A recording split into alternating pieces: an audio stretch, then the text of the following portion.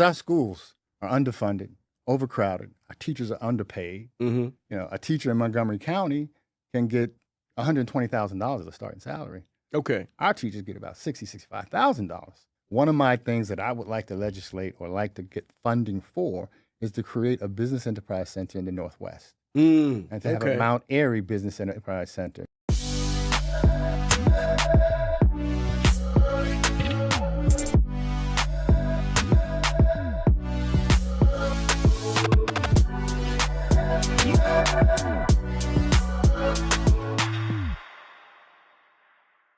Good evening, good evening, good evening. This is the day the Lord has made. We will rejoice and be glad in it. Another day's journey, so glad about it and so grateful for you joining me for another Real Talk with Pastor Waller. Well, we're digging into another election, and that is the state rep for the 200th district. And I am grateful to facilitate these conversations. And the reason I'm doing this specific one, because this is where our church is. And so we know that there are a few persons running for it. And so we're going to have each of them on to talk about why they're running, what they're going to do. This is the seat that did belong to Chris Rabb, who is now running for the congressional piece. And so it's another opportunity for some new voices, and we're looking forward to hearing those voices. Let me just remind you, I'm looking forward to seeing you tomorrow morning in worship, and we thank God for all that the Lord has been doing in our lives. And I thank you for the way you continue to support this podcast and this conversation. But today, the first of our conversations is with a brother from the area, Qasim Rashad, who is going to talk to us about why he wants to run for the state rep seat of the 200th. So, Qasim, welcome. Good morning, and thank you for having me. I really appreciate the opportunity. Yes, sir. Well, I've been a fan of yours for quite some time, been a fan of Enon for quite some time. I was born and raised and a lifelong resident of the Germantown, Mount Airy area. mm-hmm. I raised 7 kids in Mount Airy. Wow. All of them gone to John Story Jenks in the district. Yep. Went on to high school at Central High School, Girls High School, Carver, and Roxborough. Okay. I went to college at Dillard University in New Orleans. That's where my family hails from the Louisiana area. Got you. Had a family lived in New Orleans. It was an HBCU. I graduated from Martin Luther King with honors. And my counselor at Martin Luther King said, you're a kid that grew up, born in North Philly, came to Germantown, came to Mount Airy. I think an HBCU would be a better fit for you. And so, when we grew up in the 70s and whatnot, all of our teachers were coming home from Cheney and Lincoln. They all had afros. They all had dashikis, and they were in the Black Power movement. All my teachers had afros. Every classroom had a piano, so music. The Black National Anthem was a big part of my cultural growing up here. So having an HBCU experience was something that profoundly, in fact, impacted me. So I'm raising my kids in Philadelphia. I want them to go to public schools in Philadelphia, which they did. I currently have a daughter who's at Chestnut Hill College as a nursing student right now. Okay. I coach soccer for Mallory, for city athletics at Mallory Playground. Okay. 4 to 6 year olds. This is developmental league, but I found a calling. I guess I could have been a kindergarten teacher. I got because I love working with the, with the little people. It's something that has kind of invigorated me. And my sons played Mount Airy baseball, Mount Airy football. So we had the typical classic Mount Airy upbringing, family life. And then I started a business in the district, Final Mile Technologies. I own a small IT company, and we do data services for charter schools and public schools. Okay.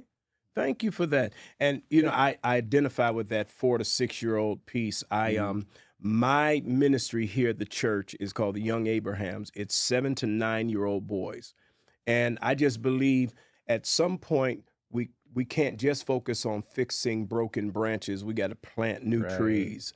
And we're going to continue to work with the broken branches, but planting new trees is a real important point. And Jawanza Kunjufu wrote 40 years ago about the countering the conspiracy to destroy black boys. That's it.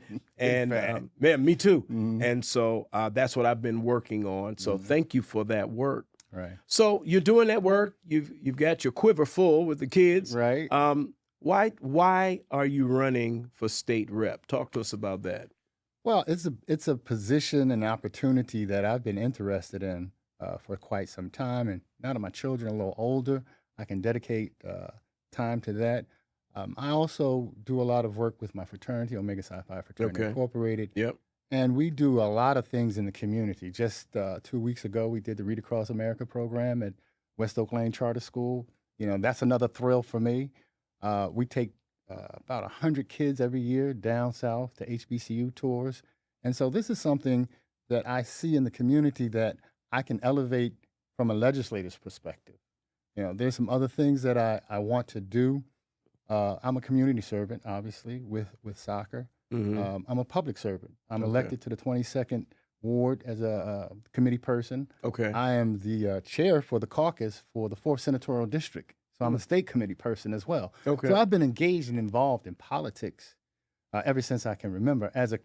Pretty much as I'm an elected official, but you don't get paid. It's a volunteer position. Right. So getting involved at that level, and I think a couple years ago, we really, as a caucus, pushed State Senator Sharif Street to be the first African-American party chair for the Democratic Party. That's something that really kind of got me going. I got excited about that.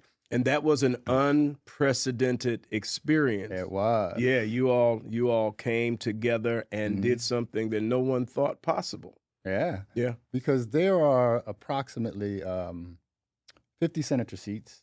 Well, the Pennsylvania's House is a bicameral house. It has an upper house and a lower house, pretty much like Congress. You got 50 senators.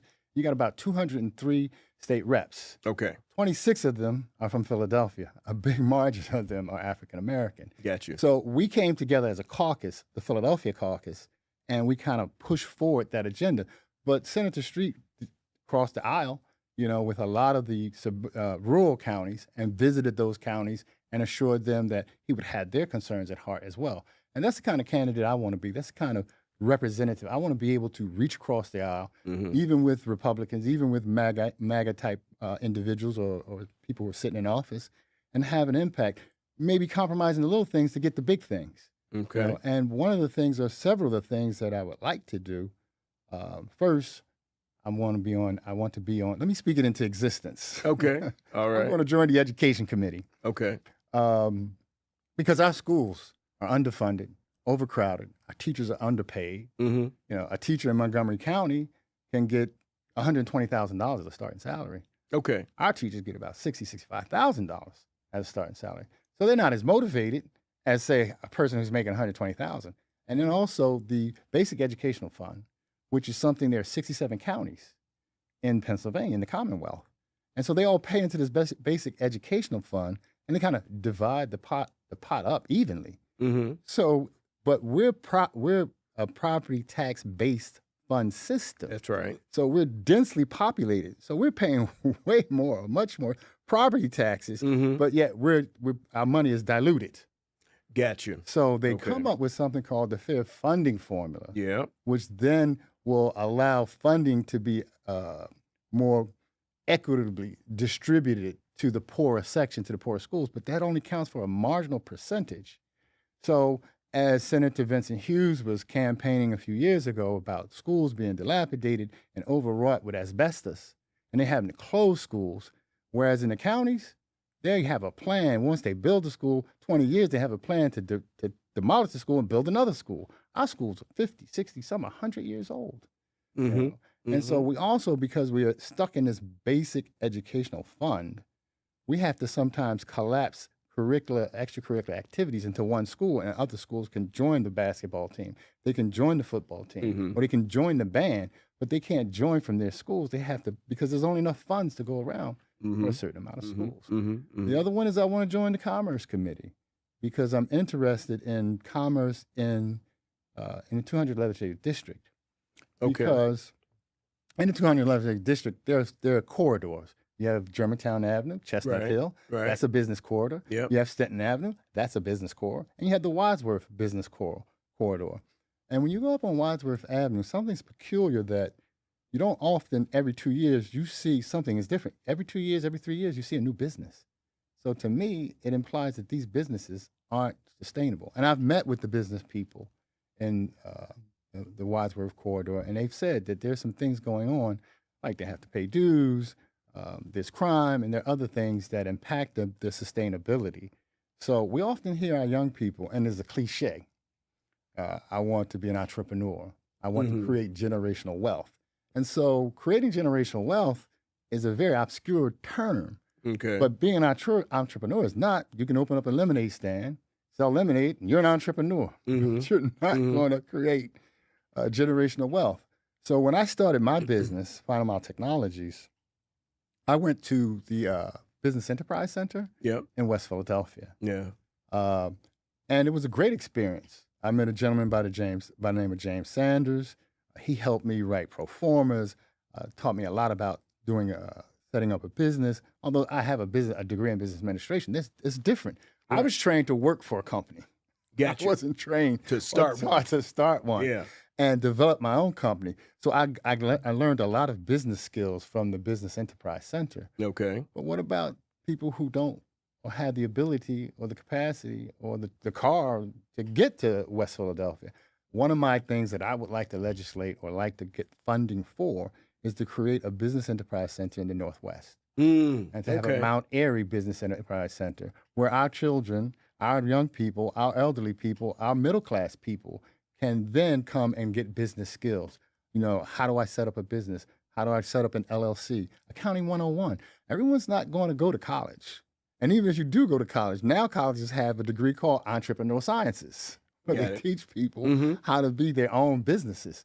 But everyone who has the verve and the ability to start a business may not. You know, a lot of people start home-based businesses. But you could come to a Business Enterprise Center and get those basic skills and offer tax incentives and even tax cuts and even how to prepare your own taxes. So that's one of the visions that I have. Okay. For Thank you for that, and that's based on what you have seen. When you look, and I guess you've answered this on some level, but I guess I want to ask it in a different way. You've grown up in this area. What are the real needs of this area that can be addressed from the position of state rep? When you think about what's going on out here, I've been out here now for 25 5 years. We purchased this property. We identified this property in 2001 and actually purchased it on January 8, 2002. Started building in 2004, started coming to worship in 2006. So I've been out here. I was on the other side, and it is now Darisha is our state rep, Darisha Parker, and I am Rosita Youngblood was the state rep for us before on that side. What do you see as the greatest needs? And there's a very big difference between where Enon West is and Enon East. What are the issues that should be being addressed from your perspective here? Well, if you're in the district and you live in the district, you know that housing is something that is definitely on the fore. What we're experiencing in the Mount Airy section is pretty much what they experienced in South Philly several years ago with the gentrification movement. What we see now is a lot of apartments, a lot of condominiums. And my concern or my fear is, what about the existing residents? You know, there are a lot of people who rent homes. So creating affordable, attainable housing for the existing residents who rent in these apartments. And then crime. But crime has always been an issue, not more so perhaps as in other areas, but we do have crime in Mount Airy. And you've lost constituents, you know, to crime. And so what we also see is the opportunity to cessate crime through activity for our youth. So Mallory Playground, Family Playground, Enon's athletic program. These programs are good, and these programs need to be supported, undergirded, and so that they can continue in perpetuity. We plant the seed, but long after we're gone, the shade of the tree will cool us. Right. That's it. That's it. Thank you for that. What distinguishes you? Obviously, I'm going to have the other two persons that are running. But what distinguishes you from them as we consider who we should vote for? Why you and not the other? And I want to focus more on the why you as opposed to the not. Right. Yeah. I don't really know all that much about my opponents to speak on what they do or cannot do. That's right. I know I've been doing this. I've been in this community. I've been embedded in this community. I'm a bedrock in this community. And like I said, I'm elected. Okay. I'm a parent. I'm a homeowner. And I've been working in the community ever since my feet hit the grounds when I came back from New Orleans as a young student. One of the things that I really am interested in is nutrition. Okay. I don't say a former diabetic. I'm a diabetic in remission. About 4 or 5 years ago, I was 260 pounds. Wow. You know, and I tried veganism. I tried this. I tried that. My doctor shook me and said, look, you're running out of track. You know, you got to do something. You got to get control of this. And which I did. I did a lot of studying, deep diving into ketogenic eating, dieting, nutrition, and so on and so forth. And I managed to lose the 60 pounds, reverse my diabetes, A1C 13, down to 4 or 5. Yeah. You know, and nutrition really became an obsession, a hobby. So I worked with Cities for Better Health. We formed consortiums with faith-based. Enon has, I can't remember my brother's name, who works for Cities for Better Health. It come to me. Okay. And, you know, it's faith-based, so there are a lot of churches and synagogues and masjids that are involved in this. We took a consortium of 20 folk, and we put them in our program, and we reversed their diabetes. You know, so diabetic reversal is something that can be sustained. So I've proposed some things to people who have been in association with Jeff Brown and other grocers in the area. I would like to legislate or would like to create, it may not have to be legislated, diabetic aisles. Got you. You know, where folk can go down an aisle and feel safe, that they may not have the information that I have. They might not know what they need to know, but they can safely shop down this aisle and know that they're not eating ultra-processed, they're not purchasing ultra-processed food, toxic, high in sugar content, and that will impact their glucose. Yeah. We've lost so many people. I've lost so many friends to diabetes, and it's a pernicious disease. It affects your eyes, and it'll treat your eyes, and it'll move to your kidneys, it'll hit your kidneys. That's right. And before you know it, you have so much metabolic illness and so much that is impacting you. I've seen friends, the amputees, they take a little bit of you at a time, a little piece at a time until they just give up. That's right. And just say, let me go. Yeah. And I don't blame them if I was in that situation, but I know that I had, my mother is 94 years old. She already lost a son. I don't need her to lose another son. Right. I have kids and grandkids, and I wanted to set a proper example for them. And then you were inspiring. I saw some of your videos of working out and so on and so forth. I was like, man, he's a religious leader and he's doing it, which we don't see in that space. A lot of our religious leaders taking control and responsibility for their health and then teaching it to the community. That's it. Thank you for that. And I bear witness with you. We have to raise a generation that thinks about health in a completely new way. We have a ministry here called the Temple Builders. Body is a temple of the Holy Spirit, and we've got to build the temple. I want to ask you a question because you've talked about education, and this is a boots on the ground. Where are you on it? Obviously, we are affected by what the school district is doing. The school district has said what they want to do in our area. As it relates, you would have been an early graduate of King, right? Yes, I was class of 79. So that might have been third or fourth class. Yeah, okay. They're collapsing all the schools into King now. Got you. Yeah, that's right. Yeah. That's right. Well, co-locating those. Right. What are your thoughts about how that is landing here? As a state rep, as a person from the area, where are you on that conversation? Yeah, I understand budgets. I think Governor Shapiro just passed a $50.1 billion budget, which is the largest or the first $50 billion budget of the state. 19 billion of that has gone to the Department of Education, not directly to schools. Yeah. There are 500 school districts in the state of Pennsylvania, and everybody's vying for their piece of the pie. The mayor just announced her $7 billion budget. The state of the 19 billion, the state is giving the Philadelphia School District $2 billion, and then the city's got $2 billion, and the school board just approved a budget for $6 billion. So now our mayor and other folks have to be capologists like Howie Roseman and the Eagles. They got to figure out where they're going to get this money from. Yeah. And so that directly impacts what's happening in Building 21, Parkway Northwest, and Martin Luther King. That's right. Because they had to collate all of those in King, which is a huge facility. I think it was built post asbestos area, so there's no concerns with the infrastructure of the building being an unhealthy or toxic environment. That's right. But then you have Parkway Northwest, and I work with them as well.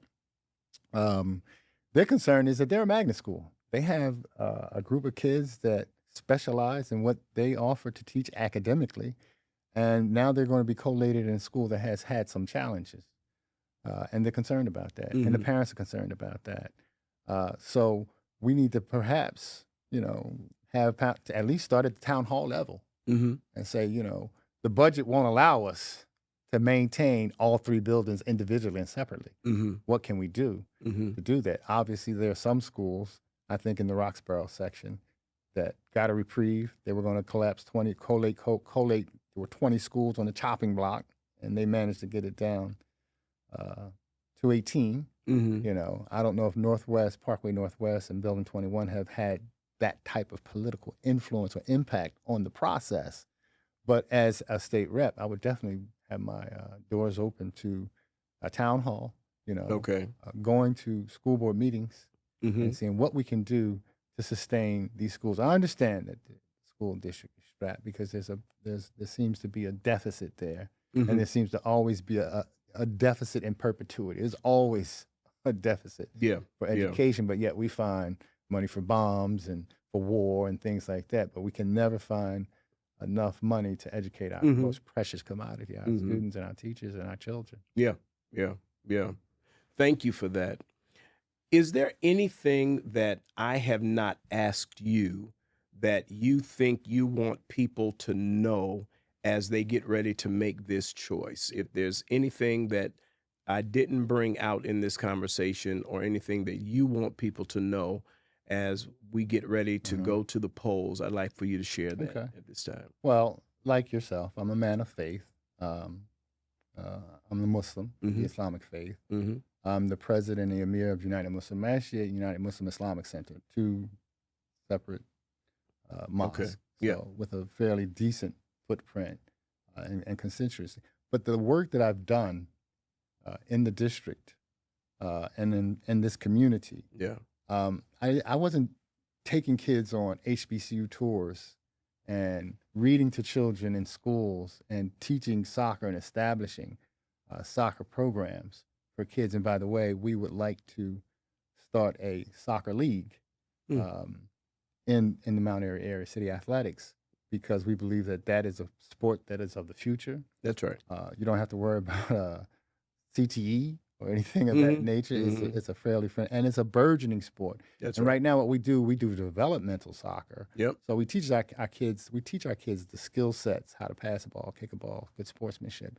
But they eventually have to migrate out into the suburbs and join those soccer leagues because we don't have a soccer league, much like Mount Airy Bantams, Enon, football, and so on and so forth. So I wasn't doing all this, and I haven't been doing all this. So let me put this on my resume to be state rep. Yeah. Because it's spanning over decades that I've been involved and engaged in the community, And so now I want to take it to a next level so I can preserve and then maybe even legislate funds for these community projects that I hold near and dear to me. I would like to be a community servant in that way at the next level. All right. Well, thank you, bro. Thank you for, number one, your investment historically in our community. Thank you for stepping out there. I mean, I think that anyone who puts themselves out to even do the political thing in Philly should be applauded. Our culture is different. It's very invasive. Philadelphia politics are very ugly. Yes. And so I pray for you just because you got out in it and for your family and for all those. But we who are part of the public appreciate it because democracy works if we work it. Right. And it still is the best form of government out there. I believe that capitalism and democracy and a constitution that allows for us to have faith. The way I read the Constitution, it basically gives us the freedom to or not to hold faith, right, and does not define what that faith has to be. And I'll take that. I'll take that. And I believe that even though our religions differ in some ways, right now, we're on the same team with a world that's moving away from God. That's right. I'd rather have a debate about the nature of God than a debate about whether God exists at all. Exactly. And so I thank you for that. And so we thank you for being a part of this conversation. I want to remind all of you that we've got to go to the polls. And so not only are we talking about the congressional race, but we're also talking about the 200th. You are hearing the ones that are running show up. I can't tell you who to vote for, but I can tell you that if you are a person of faith, your faith ought to end up putting your feet and your hands in the polls and in the body politic. So listen, love you all much, and thank you for being a part of this conversation. Real Talk with Pastor Waller. Let's have a word of prayer, and we'll see you tomorrow morning. God, I love you, and I thank you. I thank you for Brother Qasim. I thank you for his commitment to our community, and I thank you for this conversation that we've had today. I pray that you would help us make right decisions that bring glory to your name and good to our section of the city that ultimately will mean the whole city. Lord, help us to understand what is your will and way. And we pray your protective covering over this whole process, that in this place you would get glory. Now, God, as we go from this time, go with us, stand by us until we meet again. It is through Christ, and for his sake we do pray. Let us all say, amen. Amen. Love you much. God bless you and God keep you is my prayer.